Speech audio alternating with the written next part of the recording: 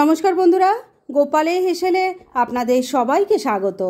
এই সিজন চেঞ্জের সময় ঘরে ঘরে সর্দি কাশি, গলা ব্যথা, গলা খুসখুস লেগেই আছে। আর তার সাথে আর একটা বড় সমস্যা দেখা যায়, সেটা হলো চুল পড়ার সমস্যা।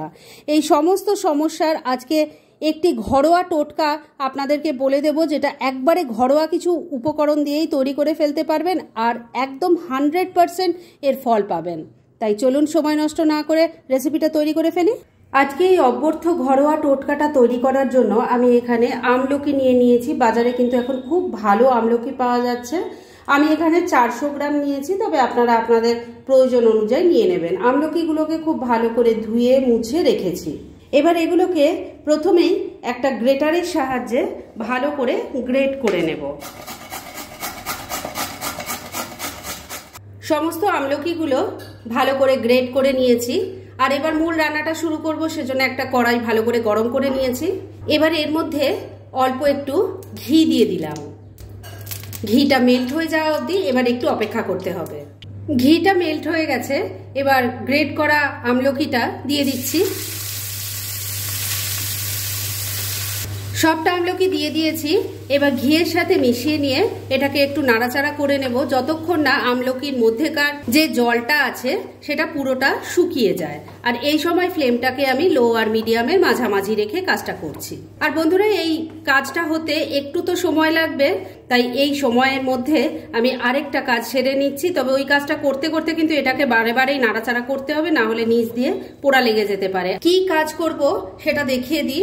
এই রেসিপিটাতে দেওয়ার জন্য আমি এখানে মিশ্রি নিয়েছি। আগেই বলেছি 400 গ্রাম এখানে আমলকি আছে, আর মিশ্রি নিয়েছি আমি এখানে 250 গ্রাম। এই মিশ্রিটাকে এবার আমি গুঁড়ো করে নেব। আমি এখানে মিশ্রির ব্যবহার করছি, তবে আপনারা কিন্তু চাইলে গুড়ের ব্যবহার করতে পারেন। যাই হোক, এটাকে আমি গুঁড়ো করে নিয়ে তারপর নেক্সট স্টেপের দিকে এগোচ্ছি। 3-4 মিনিট সময় নিয়ে আমলকিটাকে ঘিয়ের সাথে মিশিয়ে একটু নাড়াচাড়া করে নিয়েছি। এটা এখন সুন্দর ড্রাই হয়ে গেছে।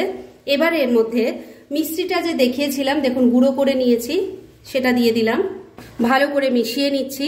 বন্ধুরা, এই টোটকাটা কিন্তু ভীষণ উপকারী একটা টোটকা। এটা কিন্তু নতুন কোনো রেসিপি নয়, অনেক পুরনো দিনের এটা রেসিপি।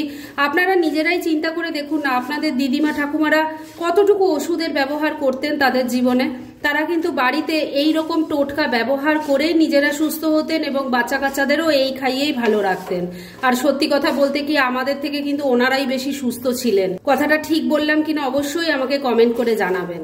আর এই টোটকাটা যেমন সর্দি কাশি গলা ব্যথায় কাজে দেবে, সেরকম যাদের চুল পড়ে যাচ্ছে বা চোখের সমস্যা রয়েছে তাদেরও কিন্তু এটা খেলে খুব কাজে দেবে। একবার ট্রাই করে দেখুন।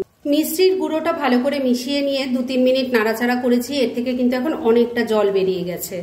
এবার এর মধ্যে দিয়ে দেব অল্প একটু পাতিলেবুর রস, দিয়ে দেব একটু ক্রাশ করা গোটা গোলমরিচ। গোলমরিচের গুঁড়ো না দিয়ে যদি ক্রাশ করে দেন সেটাই কিন্তু বেশি ভালো হবে। দিয়ে দিলাম, মিশিয়ে নিচ্ছি। এটা কিন্তু বন্ধুরা আপনারা বেশি করে তৈরি করে অনেক দিন পর্যন্ত স্টোর করে রাখতে পারেন। আর প্রতিদিন সকালে 1 চামচ করে খেয়ে নিন, আর তারপরে দেখবেন এর ম্যাজিক। ভালো করে সবকিছু মিশিয়ে নিয়েছে। এবার ফ্লেমটাকে ওই একই রেখে 6-7 মিনিট এভাবে ঘন ঘন নাড়াচাড়া করতে করতে এটাকে তৈরি করে নিতে হবে। তবে মনে করবেন না এটা রেডি হয়ে গেছে, কেননা এর মধ্যে আরও 2-1টা জিনিস এখনো পড়বে, আর সেটা কিন্তু শেষ পর্যায়েই দিতে হয়। সবকিছু মিশিয়ে নিয়ে মিনিট 6 আমলকিটা ভালো করে নাড়াচাড়া করে নিয়েছি। দেখুন, এটা নাড়াচাড়া করতে করতে এর কালারটা কিন্তু অনেকটাই চেঞ্জ হয়ে গেছে। এবার এর মধ্যে দিয়ে দেব 1 চামচ গ্রেট করা আদা, আর এর সাথে দিয়ে দিচ্ছি অল্প একটু সন্দক লবণ। ভালো করে এটাকেও মিশিয়ে নিচ্ছি। সবকিছু মিশিয়ে নিয়ে 3-4 মিনিট আবারও এভাবে ক্রমাগত নাড়াচাড়া করতে করতে দেখুন আমলকিটার কালার এখন একদম চেঞ্জ হয়ে গেছে। সুন্দর একটা ডার্ক কালার চলে এসেছে। তার মানে কিন্তু এটা একদম রেডি। এবার আমি গ্যাসটা বন্ধ করে দিচ্ছি আর এটাকে নামিয়ে নিচ্ছি। ঠান্ডা হলে এটাকে একটা কাচের বয়েমে রেখে দিতে হবে, আর তারপর কিন্তু এটা অনেক দিন পর্যন্ত আপনারা সংরক্ষণ করে খেতে পারেন। এখন আমি আপাতত এটাকে ঠান্ডা করে আপনাদের সার্ভ করে দেখাচ্ছি। ফ্রেন্ডস, আমার আজকের এই দুর্দান্ত স্বাদের দারুণ টোটকার রেসিপি একদম রেডি হয়ে গেছে এবং আমি সার্ভ করে দিয়েছি। একদম ঘরোয়া কিছু বেসিক ইনগ্রেডিয়েন্ট দিয়েই আপনারা এটা তৈরি করতে পারবেন। আর বেশি করে তৈরি করে রাখলে কিন্তু অনেক দিন পর্যন্ত আপনারা আপনারা এটা রেখে খেতে পারবেন। তাই দেরি না করে পারলে এটা আজই একবার ট্রাই করে ফেলুন, আর তারপর কেমন লাগলো সেটা প্লিজ কমেন্ট করে জানাবেন।